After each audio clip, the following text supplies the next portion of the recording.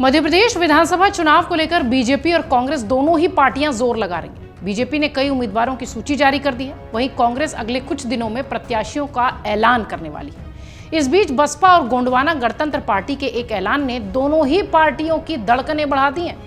विधानसभा चुनाव 2023 में दोनों पार्टियां एक साथ चुनावी मैदान में उतरने जा रही हैं। वहीं दूसरी तरफ बीजेपी और कांग्रेस से टिकट की दावेदारी कर रहे नेताओं ने अपने दल से निराशा मिलने के बाद बीएसपी को सबसे मुफीद जगह मानी है, सबसे मुफीद दल माना है। खासकर उत्तर प्रदेश की सीमा से सटे इलाकों में बसपा का प्रभाव भी अच्छा है। विंध्य की, बुंदेलखंड की और चंबल की जो आसपास की सीट हैं, वहां बीएसपी का अच्छा जनाधार माना जाता है। बीएसपी 178 सीटों और गोगंपा 52 सीटों पर अपने उम्मीदवार उतारने की तैयारी में है। गोंडवाना पार्टी की बात हम कर रहे हैं, जो बीजेपी और कांग्रेस दोनों को टक्कर देगी। दोनों ही दलों में ग्वालियर चंबल की सभी सीटें बीएसपी के पास रखने पर सहमति फिलहाल बनी है। इसके साथ ही विंध्य क्षेत्र और बुंदेलखंड की अधिकांश सीटों पर बीएसपी को चुनाव लड़ने के लिए गोंडवाना पार्टी ने सहमति दी है। इसके अलावा बीएसपी ने छत्तीसगढ़ विधानसभा चुनाव के लिए गोंडवाना से ही गठबंधन किया है।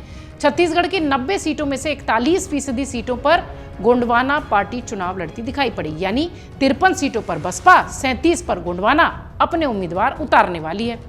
मध्य प्रदेश के विधानसभा चुनाव में आदिवासी समाज सभी दलों को टारगेट कर रहा है। पिछले चुनाव में आदिवासी सीटों पर कांग्रेस का बड़ा फायदा भी हुआ था, इसीलिए बीजेपी हारी थी कई राज्यों में, सिर्फ इस वजह से कि आदिवासी और दलितों को जो लुभाने की कोशिश थी उसमें शायद बीजेपी पीछे रह गई थी। बीजेपी जहां आदिवासी वर्ग को लुभाने की लगातार कोशिशें अब कर रही है इस चुनाव में, तो वहीं कांग्रेस के नेता आदिवासियों में कांग्रेस का डीएनए बताकर अपना प्रचार प्रसार कर रहे हैं। इस बीच विधानसभा चुनाव में दमखम दिखाने के लिए मध्य प्रदेश में बीएसपी ने राजनीतिक गठजोड़ कर लिया है। इस गठबंधन से राजनीतिक समीकरण भी बदल गए। बसपा के राज्यसभा सांसद रामजी गौतम ने कहा है कि प्रदेश में 22% आदिवासी हैं और 4% दलित हैं। बीजेपी और कांग्रेस दोनों ही पार्टियों ने इनका शोषण किया है। हमारा गठबंधन तीसरे मोर्चे के तौर पर चुनाव लड़ेगा। इस बार के चुनाव में सत्ता की चाबी हमारे गठबंधन के पास ही होगी। राजनीतिक जानकारों का कहना है कि 1991 में गठित ये गोंडवाना पार्टी अनिश्चित भविष्य की ओर देख रही है। 2003 के विधानसभा चुनाव में इसने जबरदस्त क्षमता दिखाई थी, लेकिन 2008 और 2013 में यह व्यक्तिगत नेताओं के पलायन और समझौतों से त्रस्त थी। 2018 के चुनाव में उसने समाजवादी पार्टी के साथ गठबंधन किया था। बड़ी संख्या में आदिवासी आबादी वाले राज्य में इसे अब आदिवासियों की पार्टी नहीं माना जाता है, लेकिन अपना अस्तित्व बचाने के लिए यह पार्टी चुनावी मैदान में है और बीएसपी के साथ हो रही है। मध्य प्रदेश में बीएसपी यानी बहुजन समाज पार्टी अपना खोया जनाधार पाने में जुटी हुई है। ग्वालियर हो, चंबल हो, विंध्य हो, बुंदेलखंड हो, ये क्षेत्र जो है जहां पार्टी खासा प्रभाव रख रही है। हाल के सालों में बीएसपी का अपना कोर वोट बैंक छिटक सा गया है, इसमें कोई संदेह नहीं है। जिस हिसाब से उनकी यूपी में सीटें दिखाई पड़ रही हैं, जिस हिसाब से लोकसभा में प्रतिनिधित्व है, यही वोट बैंक इन क्षेत्रों में कभी कांग्रेस की तो कभी बीजेपी की जीत का कारण बनता रहा है। और 2018 की तस्वीर भी कुछ ऐसी ही थी। 2018 के चुनाव में ग्वालियर चंबल क्षेत्र में बीएसपी के परंपरागत दलित वोट बैंक का झुकाव भी कांग्रेस की तरफ ही हुआ था। इससे बीएसपी के साथ बीजेपी को भी खासा नुकसान हुआ था, जबकि विंध्य में बीएसपी के कारण कांग्रेस को बड़ा नुकसान उठाना पड़ा था। बीजेपी को इसी क्षेत्र में बढ़त मिली थी। कांग्रेस इस इलाके से केवल 7 सीटें ही जीत सकी थी, लेकिन अब बसपा 2023 के चुनाव में अपना खोया जनाधार पाने की कोशिश कर रही है। इसके लिए पार्टी पैदल यात्रा, बूथ कार्यकर्ताओं को जोड़ना, सभी कार्यक्रम संचालित कर रही है। उन्हीं क्षेत्रों पर ज्यादा फोकस कर रही है जहां पार्टी के परंपरागत वोटर्स रहे हैं। बीएसपी को अभी तक अधिकतम 8.72% मत 2008 के विधानसभा चुनाव में मिले थे। पिछले चुनाव में 5.1% वोट उन्हें मिले हैं और 2 प्रत्याशी उनके जीते हैं। हालांकि इसमें से एक संजीव सिंह जो है वो बीजेपी को समर्थन दे चुके हैं। मध्य प्रदेश में बीएसपी के कमजोर होने का सबसे बड़ा कारण और मजबूत नेतृत्व का अभाव ही यही माना जा रहा है कि अब इस पर पूरी तरह से काम हो रहा है। दूसरे दलों से आए नेताओं की लोकप्रियता का फायदा उठाकर पार्टी विधानसभा में सदस्यों की संख्या बढ़ाने में सफल रहेगी या नहीं, ये तो आने वाला वक्त बताएगा। लेकिन हाँ, इस वक्त पार्टी पूरी तरह से फोकस्ड है कि दूसरे दल के जो विधायक अपने यहाँ असंतुष्ट हैं या टिकट मिलने से नाराज हैं, उनको अहम भूमिका देकर पार्टी को मजबूत किया जाए।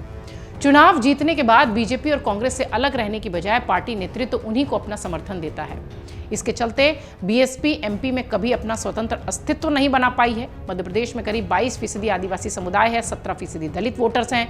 राज्य के विधानसभा की कुल 230 सीटों में से 47 सीटें अनुसूचित जाति, 35 सीटें अनुसूचित जनजाति और एक तरीके से देख लीजिए तो जो रेशियो है वो ये कहता है कि इस तरह 82 सीटें एससी एसटी के लिए आरक्षित हैं, जबकि 148 अनारक्षित सीटें हैं।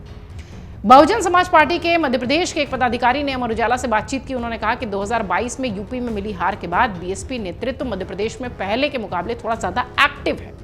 पहली बार स्थानीय निकाय चुनाव में पार्टी ने बड़ी संख्या में अपना उम्मीदवार उतारा है, लेकिन पार्टी को ज्यादा कामयाबी नहीं मिली है। विधानसभा चुनाव के लिए पार्टी ग्वालियर, चंबल, विंध्य और बुंदेलखंड के क्षेत्र में ताकत बढ़ाने की रणनीति पर काम कर रही है। देखना यह है कि ये गठबंधन और ये जोड़ कितना काम आता है। आप सब जानते हैं मध्य प्रदेश में 17 नवंबर को वोटिंग है, एक चरण में मतदान होना है। 3 दिसंबर को 5 राज्यों के साथ मतगणना होगी, काउंटिंग होगी। और 2018 के विधानसभा चुनाव में बसपा ने 2 सीटें जीती थी और 2 विधायकों में से एक बाद में बीजेपी में शामिल हो गए थे।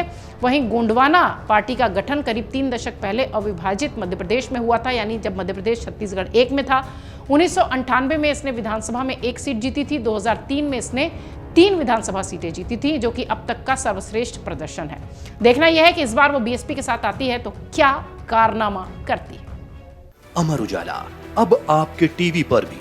अपने स्मार्ट टीवी पर YouTube पर सर्च करें अमर उजाला, चैनल सब्सक्राइब करें और देखें ताजा खबरें, वो भी HD क्वालिटी में। और हाँ, बेल आइकन दबाना ना भूलें ताकि हर खबर हो आपके घर। अमर उजाला, निष्पक्ष, निर्भीक, निरंतर।